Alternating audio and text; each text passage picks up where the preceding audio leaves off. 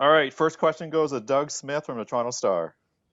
Dr. Lowry, how are you, sir? What's up, Doug? Why can't I see? Hold on. Why can't I see Doug's face? Oh, see, they. You know what I look like anyway, man. It's been 9 years. Is it been that long? So are you going to end all the suspense? I want to see. No. Hold on. Put the whole gallery view on. I want to see if I can. Yeah, I want to see everybody. You're like Fellini directing a film. What the hell are you doing? What you say? You're like Fellini directing a film. What the hell are you Hey doing? man, great people got to direct their own, their own story. I know. So are you going to end all the suspense and tell us whether you're? Are you going to end up all the suspense and tell us whether you're coming back or not? I think you know the answer. I'm just gonna go out here and enjoy my summer, train, um, get my body right, get my mind right. Enjoy my family time. Right. It's been a crazy year. It's been one of the most difficult NBA seasons I've ever had. Um, and with all that being said, I'm kind of BSing around your question because I don't have an answer for you. Yeah, I know. And we kind of went through this at the trade deadline as well. Yeah, you guys are kicking me out before anything happened. We got all your obituaries written, that's for sure. But what will eventually go into your decision whenever it is made? What will be some of the factors that determine where you want to play for how many years you might want to play left? To be honest with you, my family will be a major factor in this. And also, money talks and Yeah. years talk and all that stuff. And let's be real, right? I play this game for the love of the game. But at the end of the day, I want to make sure my family is still taken care of for generations and for the time to come. Even though they are now, I want to continue to be able to do that for my family. And when I pass away, my family, and then be able to give back to the communities that I support and give back to things that I love, and to continue to build my brand as an ownership type person and entrepreneurship type things. But until that time comes, I still have a lot more to give. Right, I have a ton of basketball left in me. Unfortunately, this year was just, it's just because of crazy year, right? We were in a good spot, but yeah. So my family, years, money, all that stuff comes into play, and I don't like talking about that stuff because I think everything happens for a reason, and it happens. So I'll prepare for anything, and I'm ready to, do my job wherever it is, wherever, whenever it is, at a high level. Excellent. Thanks very much, Kyle. Enjoy your summer. Get your handicap down, and we'll see you in a couple of weeks, right? Thank you, Doug. I appreciate it. You enjoy your summer too, man. All right. All right. Next question goes to Mike Ganter from the Toronto Sun. Hey, Kyle. How you doing? What's up, Mike? How you doing, man? Good, man. Listen, you kind of touched on it. I think everyone would agree that the team, we didn't get a fair representative of what this team is about this year. Does that sort of unfinished business, does that play into your decision or factor in at all this year? Yeah, I think I think this year with the move, we kind of started off struggling, right? We kind of started off in a little bit of a rut, or kind of I don't know what the word would be that I would try to describe it as, but we kind of hit a good groove, right? I think we were like fourth in the East, and then we get hit with the COVID stuff, right? And we go down coaches and players, and all that stuff happens, right? And it kind of takes everything that was here to there, right? And a lot of it does not a lot, but it does play a factor in it, because I enjoy the challenge of people counting me out, counting the team out. I enjoy that competitive nature, and I want to challenge myself and see what I can continue to help do and build. But a lot of things will be factored into this summer and into this free agency. And the unfinished business thing is part of it a little bit, but we'll see what happens. Obviously, you've got more control now than you did at the trade deadline. Even Mhm. do you kind of like? Is there any more or less certainty now about your decision than you had then? Like I don't know. I remember you walking off the court going like, Yeah, because I mean that was that, but um, I have, like you said, a lot more control in this decision, and we'll see what happens, right? Like we'll see. Of course, Toronto is always going to be home to me, and it's a situation I would love to be in. And if it works out, it works out. If not, then we make choices on what's best for myself, and what's the choices will be made that's best for myself and my family. Got it. Always appreciate it, Kyle. Thanks, man. No problem. Enjoy the summer. Yeah, thank you, man. Appreciate it. Next question goes to Michael Grange from Sportsnet. Hey, Kyle. Thanks for coming out. How had you got on? Cabot Lynx. Okay, all right. Have you played there? Played there a couple years ago. Yeah. How bad you play? Pretty bad. It was like Okay, my cool. first, like my first couple of rounds of the year. Yeah, I heard that. Everybody heard how bad he's at golf. So cool. Yeah. All right, that's all you. That's all I wanted. Well, how good are you? Let me hear your excuses now. I'm better than you. Oh, okay. How good is good? Better than you. Oh, that's what handicaps are for. They adjust the. Anyway. Yeah. I got to fluster, y'all. I got to fluster because he's terrible at golf. Why have you not played since the game against the Lakers? Why was that did you leave that as your last Raptors game? That's a really good question. I knew that was coming. I think it was a decision that, we were still, had a little bit of back tightness the next game, right? And then, it was a decision between myself and my agent and our organization to make sure that my body was fully right, just in case we could make a push, and also to evaluate younger talent, right? That was a decision that we all made collectively, right? And, and I wasn't mad at the decision, but it was kind of a good game to not play after, just so you know.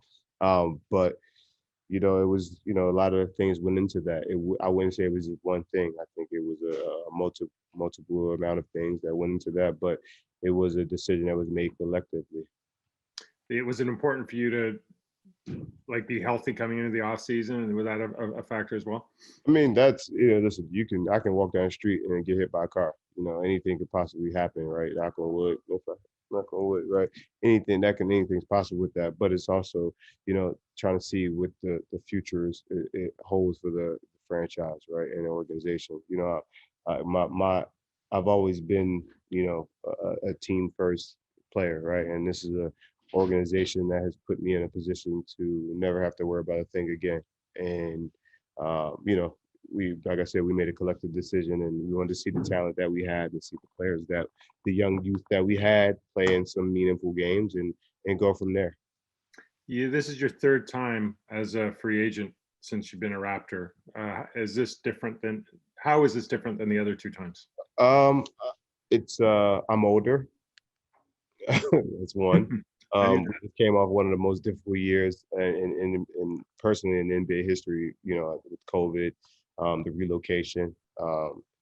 Then also, this is way different with my family, right? My kids being older, right? My kids are they're in a point where, they're at a point where stability is going to be key, right? And they've had some good stability in Toronto so far, and we'll see what happens with that. But it's a big difference because of my family situation, where I'm at in my career. I don't want to finish my career.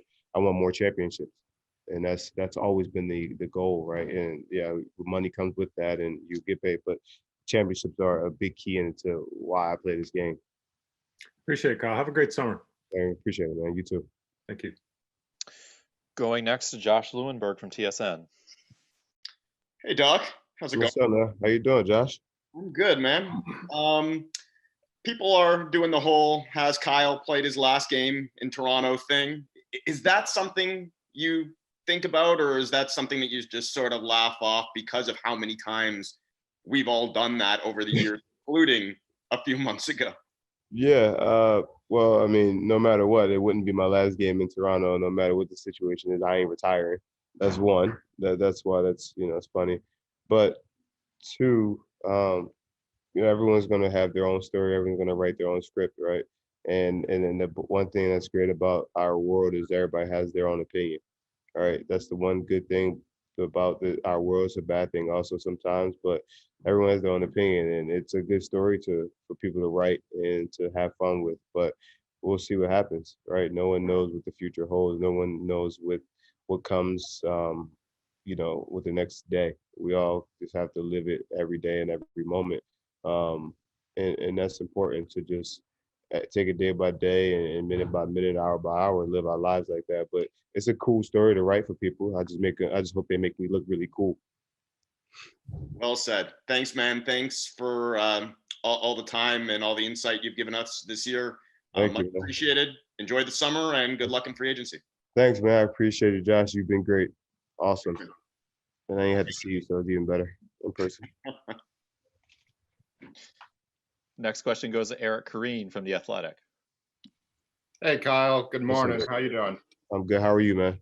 I'm all right. Are you, when you look back at this season, are you able to separate what, I mean, all the external things from Tampa to the protocols to COVID to what happened at the end of the season with rest and what this team needs going forward? I mean, whether you're here or not, so sort of the things that didn't go right because the team wasn't built for them to go right. Yeah, Sherman Hamilton is waiting, is entered the waiting room. You guys, do y'all want to let Sherman in? He just wants to ask you about golf. Yeah, let's see. I let him in. Sherm, you get in, Sherm? You're late. Sherm late, everybody. Everyone shame Sherm for being late. You're late, Sherm. Your question, it's just been, this year has been crazy. Like, and I've asked, I forgot who we played. I was like, I was asking an official, I was like, man, this year, how hard has this year been?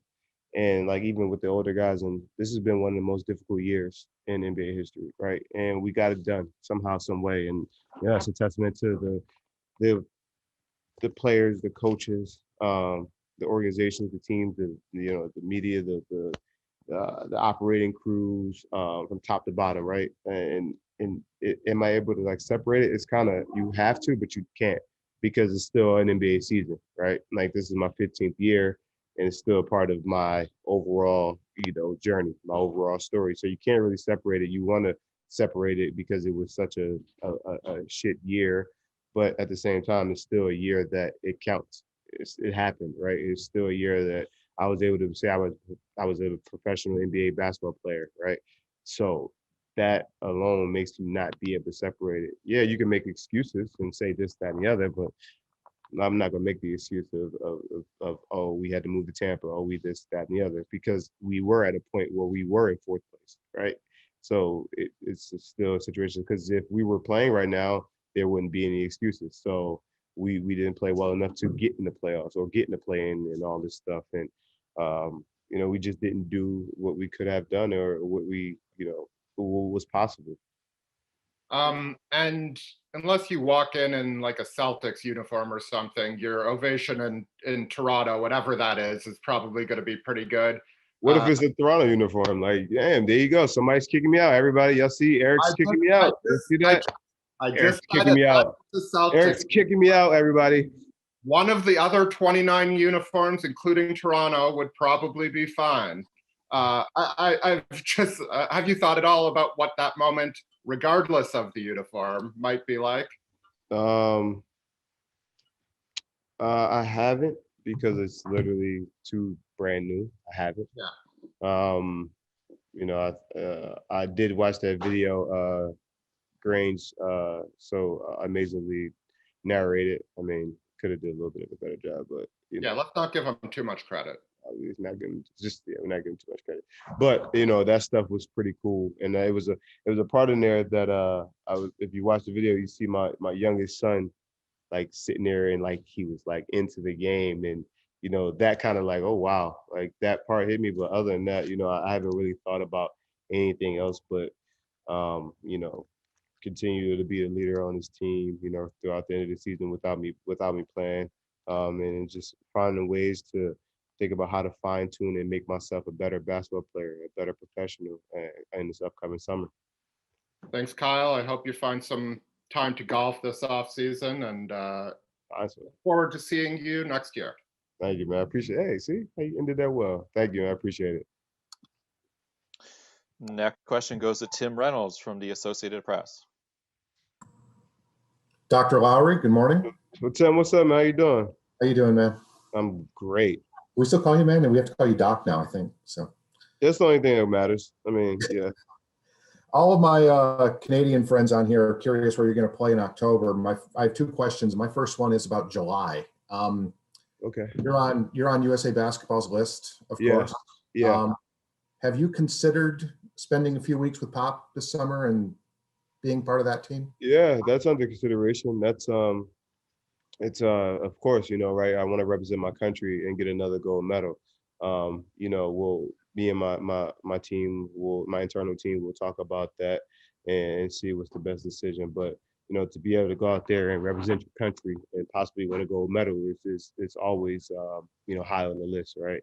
I got one gold medal in 2016, and that was one of the greatest feelings ever, right? That was that was just and you create a bond with a group of men that are at your stature, and that bond can never be broken because you win that gold medal. Um, Team USA is one of the best things that we do, right? That's one of our things that our league we take pride in being able to send our players over there and to try to win a gold medal and to represent our country in a strong place. So yes, I have considered it, and I will think about it. And if the pool, I don't think we're having tryouts, so I think they'll make the calls and say, hey, we're choosing you. And like I said, me and my internal team will talk about that, and we'll figure that out in July when that time gets closer. Will you talk to other players? No, I'm sure that's going to be a consideration too. no, I make my decisions on me. Like I make my decisions on myself, right? I make my decisions on how and what I want to do. Will Pop be a factor? Yeah, I mean, who wouldn't want to play for one of the greatest coaches in basketball history? Like, and I have a little bit of a good relationship with him, but by being playing against him for a long time and spending a couple weeks with those guys a couple summers ago, and he's a great man, great coach in general. So to be able to have an opportunity to sit around him and learn from him and be coached by him it would be a very good thing. Thank you, Doctor. There's good golf in Vegas if you do join USAB this summer. Yeah, I know. That's where I'm at. I'll be out there, nice and tan. Shadow Creek's waiting for you. My home. Thank you, Doctor. No problem. Thank you, Tim. Appreciate you. Next question goes to Stephen Long from Sportsnet. Hello, Dr. Lowry. Good to see you. How you going? Good to see you, Stephen. I'm good. You mentioned before like how challenging the season was. So I just want to know like what was the most challenging aspect of the season for you personally, and also like what was like a season highlight for you? Ooh, the most challenging thing? Shoot. I think the COVID time we had as our team, that hit us hard, right? It hit us at the wrong time. And it kind of like broke what we had, the momentum. It just kind of killed us in that month of one win, March. I mean, that was a brutal time, and I'm not a loser, and it bothered me every single day. And I know we were undermanned or whatever, but like that losing thing really bothers me, and it bothered me a lot at that time. And I think that was probably one of the most difficult things that this year had. But the highlights of this year was, I'll be honest with you, we had 10 or 11 guys who scored 30 points. Some young guys, some old, like it's just, and the Freddie's having his career high 54 points instead of a new franchise record. Like the things that all my teammates do, the accomplishments that my teammates get. Jalen Harris is having his career night, his first points. Malachi's career night. Yuta having, getting a contract. Us signing Freddie Gillespie to that. Us, getting Kim Birch on a buyout and him having a fantastic year. Pascal just taking a beating in the media and then coming back and playing his butt off, right? OG's growth, right? The growth of OG and understanding what he's going to be. Freddie, I talk about him at length, and 54 points, becoming a leader, almost second leading scorer, should have been an all-star. Who else? Stanley Johnson, right? A guy that was a high pick, super high, highly touted, had to hit down low, hit kind of low, and then come back up and to finish the season the way he did. Like, just being able to see the growth of everybody in our team, right? And Gary coming over, having his career night, and Rodney Hood, just, all the small things that my teammates have done is always a highlight of my personal season. What I do personally don't matter to me. It's what those guys learn and gain and what they do throughout a season is highlights for me. And just one more for me, but how are you feeling physically, like health wise, right now? Well rested. Thanks, Kyle. Yeah, no problem, man. We're going to go back really quick to Doug Smith from the Toronto Star. Doug, what's up, dog? I thought you were done. Kyle, Hey. What? Are you the oldest guy on this call? Oh, hell yeah. All right. No? No? Simmons. Oh, Simmons. Yeah, Simmons got Hey. me for a year. Hey, Simmons, tell him that he has to face he has to turn around with the light so we can see his face a little bit better. You know what I mean? Just be glad I got the damn thing turned on. Never mind how it looks. Hey, I need to ask you about Mazai. You're so closely linked. You're so closely linked to him. He has a decision to make as well. And I'm wondering if you could take us through your relationship and what that will mean in your negotiations. Yeah. Freddie had an unbelievable quote the other day, and you guys all know what that was. And our relationship has grown, right? Like from the time I've been here until the time now, like our relationship is more. It's gotten better, put it that way. And at the end of the day, like I told him this. I said, the part of the reason I'm still here is because of him, right? And the part of the reasons I re-signed here twice is because of him, right? That's a large part of why I'm able to be who I am and gotten to this point. So his decision, yes, it definitely will factor into anything, but I want him to get what he deserves, right? He is the best out there, right? He should be the number one, rated president / general manager / whatever other title, the president of basketball operations. He is that. He will get his payday, and it's well deserved and well earned.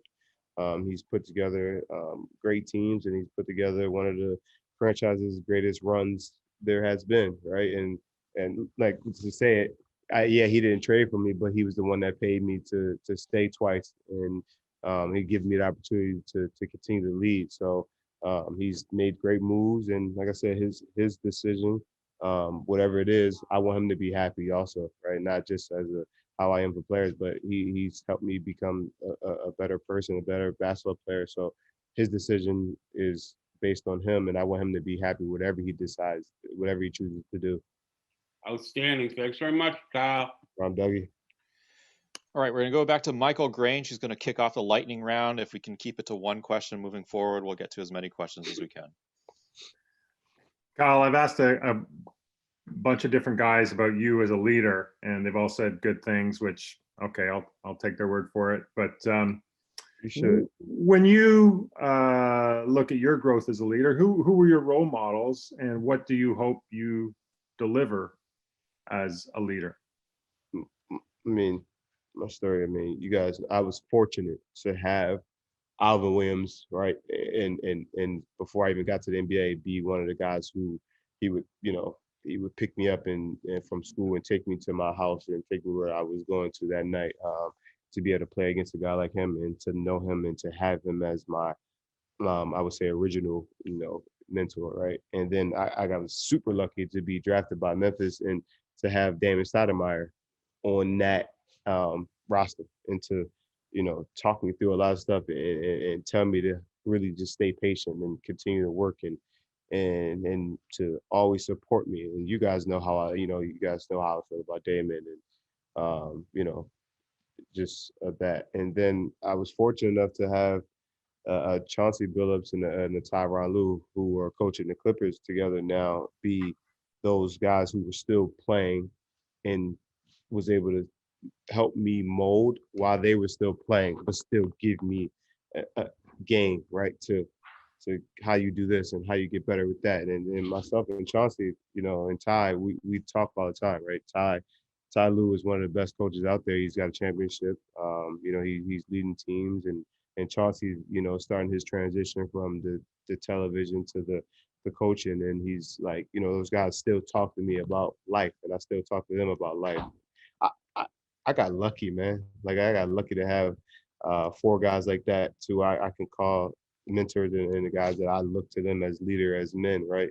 And they're all great men and people, and that's I just want to make them proud because of they put me in a position to they showed me how to be that, and I just want to continue to pay it forward. And I'm a big pay it forward guy, and hopefully I can pass it along to the next generations and generations, and you know, continue to have, like, you know, Freddie's take. I don't take any credit. Freddie's learning, becoming a better leader, right? And those things is like, okay, happy to see that, right? And everybody that's come through here just continue to get better. And Freddie's, you know, taking that and their leadership role, and he's gonna be it. He's gonna be it. Thank you, Kyle. Take care. Right, going to go next to Aaron Rose from SI.com. Hey, Kyle. What's up, man? Well, we have no haircut. We have no barbers here right now, or golf. So that's the excuse for my hair. Oh, man, put a hat on. Why didn't, or maybe you did, but why didn't you sort of go to the front office at the deadline and respectfully say, like, thank you so much for everything, but I'd like to play for a playoff team? Sort of seems like you could have been used in a playoff. As you mentioned, you're still quite talented. Yeah, you know, I made a commitment. What's up, boy? Coach Mark Tyndall just popped in. Yo, yeah, Mark Tyndall, North Philly's finest. You know what I'm saying? You know what I'm saying? What we do. One is I started the season off, and it was, I got to a point where I was like, yeah, I want to be with these guys, and I want to finish the season out with these guys. I want to try to make a push, and I want to continue to push and try to make this, you know, make a run for a championship.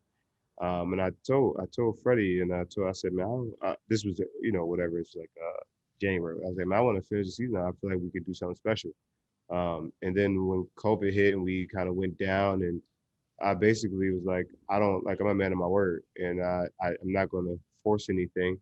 And I trust the decision making of Bobby and Masai, right? And they decided not to do it, and there was a reason they chose not to. And Masai gave you guys that reason on why he didn't. And as a man, I respect it, and I understand that he was in open communication with me about it. And I'm not that guy. Like if I want, I'm going to go out there. I said something in January that I truly believe, and I stuck with it. And like I said, those guys had the final decision, and they made the call not to. Right? I roll with what they've done the last 8 years. I mean, I haven't been happy about all the things they've done, but I roll with it and figured it out. I thought you were North Philly's finest. Yeah, man, it's a bunch of us. All of us that make it out is North Philly finest. Thanks, Kyle. Yeah, no problem, man. Going to go next to William Liu from Yahoo Sports Canada. What's up, Kyle? What's up? How you doing, man? I'm doing well. I don't mean to make you feel old at all. What I want to ask is, yeah. Anytime you start a comment off like that, shit. All right, let's hear it. All right. What I was going to ask is, you know, Sue Bird gave a great quote the other day. She was talking about her teammate. It was a rookie, but her mom shares the same birthday as Sue, right? And Sue's still at an elite level. You're not that old yet, don't worry. But you're seeing it with, like, you know, Tom Brady, LeBron, CP3, you know, in tennis and stuff like that. Guys are still elite at older levels. What do you think has gone into that? Like, what do you think has changed that sort of trajectory that where people don't really age out in the same way as we normally used to? Sue's my homie, and Sue's still, you know, she's incredible, right? Her and Diana, they're still incredible. I think Diana had a game winner the other night, right? And, you know, and watching the older Tom Brady, you know, Vince. Don't forget about Vince. Vince was still doing it, right? Vince was still doing it. You know, CP, Braun, you know, Rafa Nadal, right? I just watched the 60 Minutes on him again, and I think, and I said this, I think of my last contract, is that the technology and the training and the preparation, the nutrition, the mental, the weight training, everything the technology has changed. right? The technology has grown and changed, and I see this stuff all the time. Like, yeah, well, age is definitely a number, but the way people take care of their bodies, the dieting, some people. I think Chris is a vegan, right? He's plant based rather, and like people are always consistently changing, and technology's gotten better throughout time, right? And I'll be honest with you guys, like I would tell you, if I felt old, I feel great, right? I feel amazing. I feel still like I'm still a young spring chicken. Yeah, my age may not say that, but I still move and shake like I'm a young spring chicken. I still can do this thing at a high level. And just the preparation of the bodies and the mind and the technology has changed throughout the last 20 years or whatever, throughout the last, well, every year in history, everything just continues to get better. And I think older people, not even older, but I think the human being race is just gone and learned and continue to go and evolve and adapt to it. Like that's why we're able to stay at a high level because, it's not oh my God, it's off season. I'm not doing anything for whatever the whole summer. It's okay. I'm gonna take a week or two off, and I'm gonna work on I'm gonna work on my body. I'm gonna give it a new PT. I'm gonna get a new weight trainer. I'm gonna do this. Like it's just the thoroughness of the world is changing. I think athletes are evolving and they're spending more time attributes on their body. All right, Kyle. Thank you. All right, cool. Going to go next to Vivek Jacob from Complex Canada. Hey, Dr. Lowry. What's up, man? How you doing, baby? I'm good. What's the most unique Tampa experience that you've had outside of the basketball court and outside of the COVID protocols? I was about to say unique. I was about to say bambooed at home. But outside of Tampa, listen, like outside the basketball court, Tampa has been unbelievable. They showed us love. They showed us a lot of support, and they let us come into their city and basically use their city as a home base. So for them, a city to do that is pretty cool. And I think the most unique thing is we helped bring a championship here. It wasn't just Tom Brady, it was us. No, it's been cool, man. The city's been awesome. Thanks a lot, Kyle. No problem. Next question goes to Raphael from Radio Canada. Hi, Cal. You mentioned the importance of winning championships again and parts of your decision. How far do you think that the Raptors are right now from getting back to that championship level, especially with a young spring chicken like yourself back on the team? Yeah, I think the organization, the team is still there. It's still playing at a level. It still can play at a level of championship level, right? I need to add a couple pieces here and there, but with the leadership and the coaching staff and the players that the team has, it's not far off. It's only one champion, right? Every year, it's only one champion. There's only one team that gets to that level, and I think the leadership of the organization, the players, they're in good hands, and to be able to make a decision on how or what this piece would look like, or what is needed to get to that championship level again.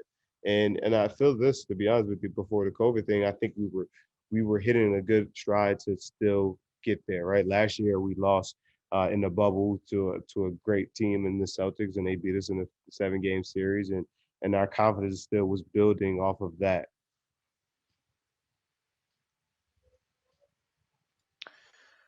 All right, Tim Reynolds from AP is back on again. Kyle, you said something about how the 30-somethings, and in Sue's case, the 40-somethings, can still do it at a very high level. I know you can only speak for you, but what's left to prove, honestly? I mean, I know you can still play, you can still be elite.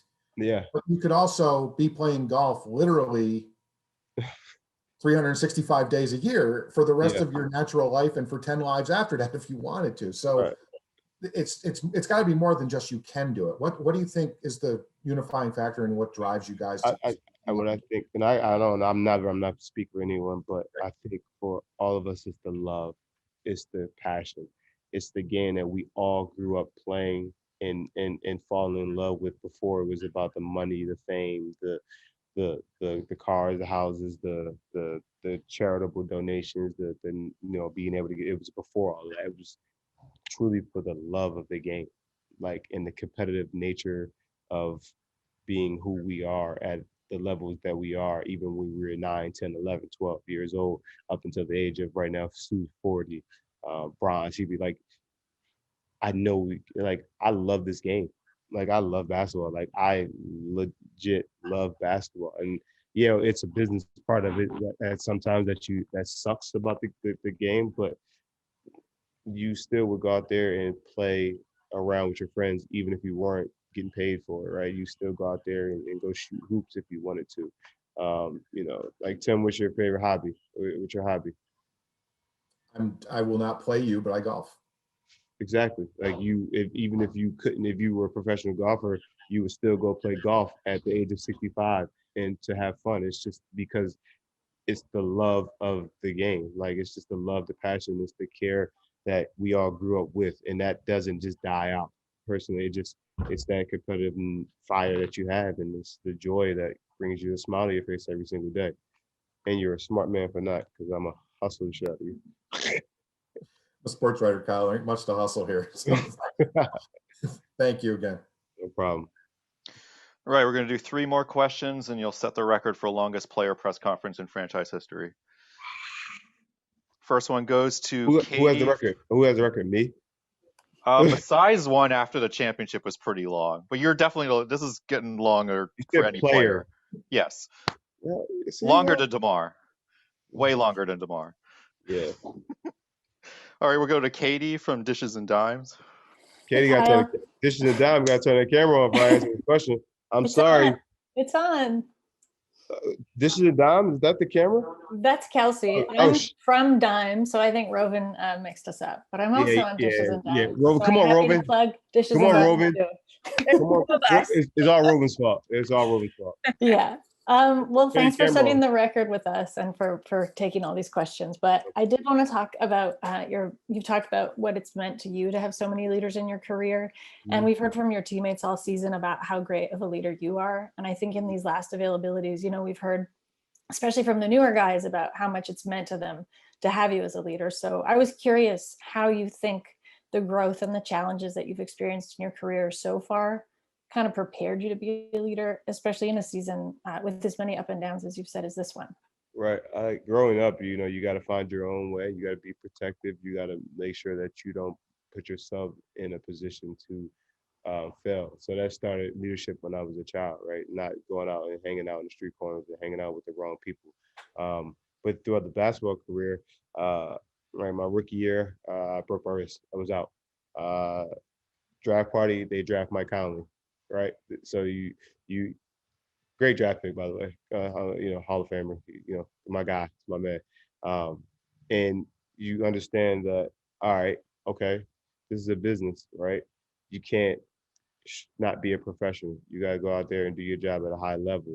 And who you are naturally is not. I know who I am naturally is not a guy that's gonna pout or anything. I'm gonna go out there and do my job. And I'm not per se a vocal leader all the time, right? I understand the game, and I've learned throughout my own personal mistakes, and that's why I try to help, right? That's why when you have kids, you try to tell your kid, don't do that because you've already failed at that, you already messed up. So you just try to continue to help everyone else after your own mistakes and your own failures.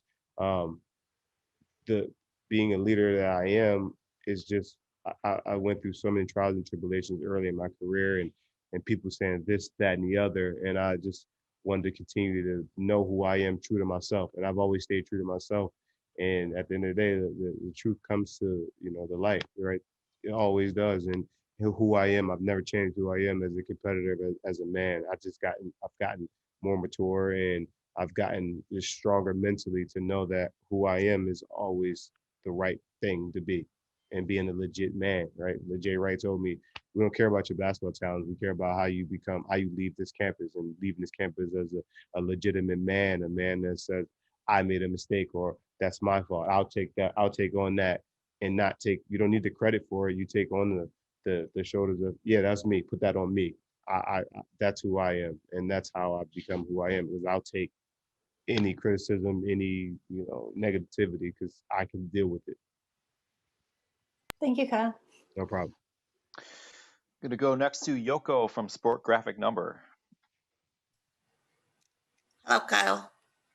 Where's Yoko? Yeah. Oh, what's up? Hi, Yoko. How you doing? Hi. Good. How are Hi. you? Good. How are you? Utah was here earlier today, and he was talking about how much he learned from you. I was wondering, with many young players on this team, what are some of the Raptors way or Raptors mentality that you wanted to convey to young players, including Utah? Well, I think the Raptors way is continue to work, always work, and keep things, get your player development and take care of your body. One thing about our team is we keep things tight, right? We want to see everybody successful, and when you have a winning organization, a winning franchise, you want to continue to keep that going, and that's hard work. That's dedication on your craft. That's being able to be taught, being able to be coached, and Yuta did a great job of just kind of listening and learning, and he earned himself a contract, right? He had a great year.